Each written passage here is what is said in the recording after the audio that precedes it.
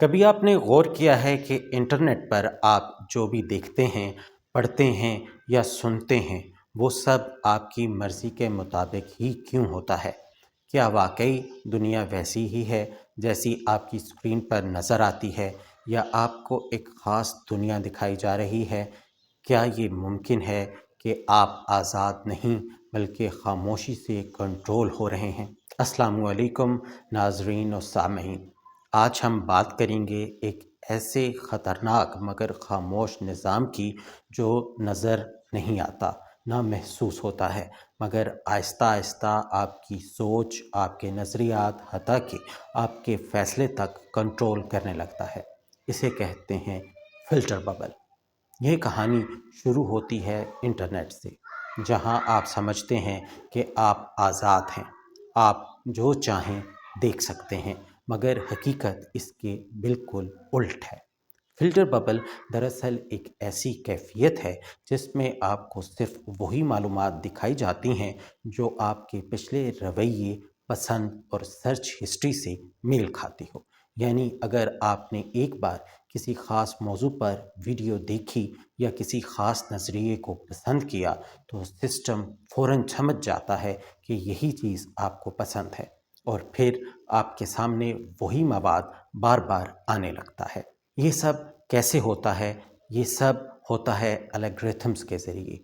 Social media plate forms اور search engine آپ کے ہر کلک، ہر لائک اور ہر توقف نوٹ کرتے ہیں۔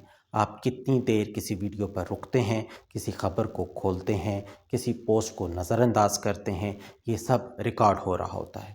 پھر انہی معلومات کی بنیاد پر آپ کے لیے ایک ایسی دنیا تیار کی جاتی ہے جو صرف آپ کے مطابق ہوتی ہے۔ ایک ایسی دنیا جو آرام دہ ہو، مانوس ہو، اور سب سے بڑھ کر آپ کو وہی دکھائے جو آپ دیکھنا چاہتے ہیں۔ اب یہاں سے اصل کھیل شروع ہوتا ہے۔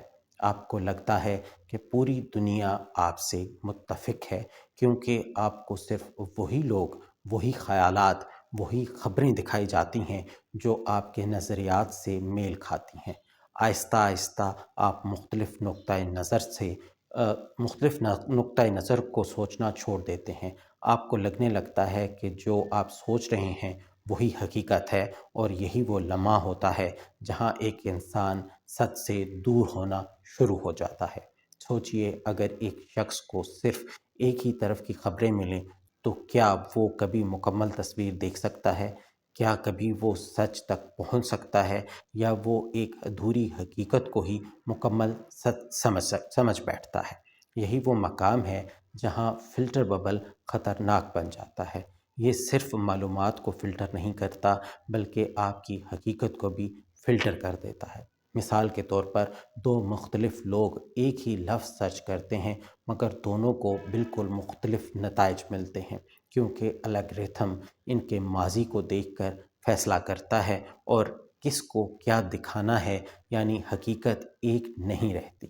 ہر شخص کی اپنی ایک الگ دنیا بن جاتی ہے، ایک الگ سچ اور ایک الگ کہانی، اور یہی چیز معاشرے میں تقسیم پیدا کرتی ہے۔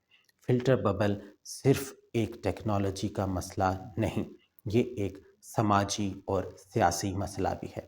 یہ ایکو چیمبرز پیدا کرتا ہے، ایسے حلقے جہاں لوگ اپنے جیسے لوگوں سے بات کرتے ہیں، جہاں اختلاف رائے کو برداشت نہیں کیا جاتا، جہاں مختلف سوچ کو سننے کی عادت ختم ہو جاتی ہے، اور نتیجہ یہ نکلتا ہے کہ معاشرہ گروہوں میں تقسیم ہو جاتا ہے، اور ہر گروہ خود کو حق پر سمجھتا ہے۔ یہی وجہ ہے کہ آج دنیا میں پولرائزیشن بڑھ رہی ہے۔ لوگ ایک دوسرے کو سمجھنے کے بجائے ایک دوسرے کے خلاف کھڑے ہو رہے ہیں، اور سب سے خطرناک بات، آپ کو یہ احساس تک نہیں ہوتا کہ آپ ایک ببل میں قید ہو چکے ہیں۔ یہ بالکل ایسے ہی ہے جیسے آپ ایک شیشے کے کمرے میں بند ہوں، باہر پوری دنیا موجود ہو، مگر آپ کو صرف وہی نظر آئے جو شیشہ دکھانا چاہتا ہے۔ آپ کو لگتا ہے کہ آپ سب کچھ دیکھ رہے ہیں، مگر حقیقت میں آپ کو بہت کچھ دکھایا ہی نہیں جا رہا ہوتا، اور اس سب کا اثر سب سے زیادہ نوجوانوں پر پڑتا ہے، کیونکہ ان کی سوچ ابھی بن رہی ہوتی ہے۔ وہ انہی معلومات کی بنا پر اپنی رائے قائم کرتے ہیں، اپنی پہچان بناتے ہیں، اور دنیا کو سمجھنے کی کوشش کرتے ہیں۔ اگر انہیں شروع ہی سے ایک محدود دنیا دکھائی جائے تو ان کی سوچ بھی محدود ہو جاتی ہے۔ یہاں ایک اہم سوال پیدا ہوتا ہے کہ کیا فلٹر ببل واقعی اتنا طاقتور ہے؟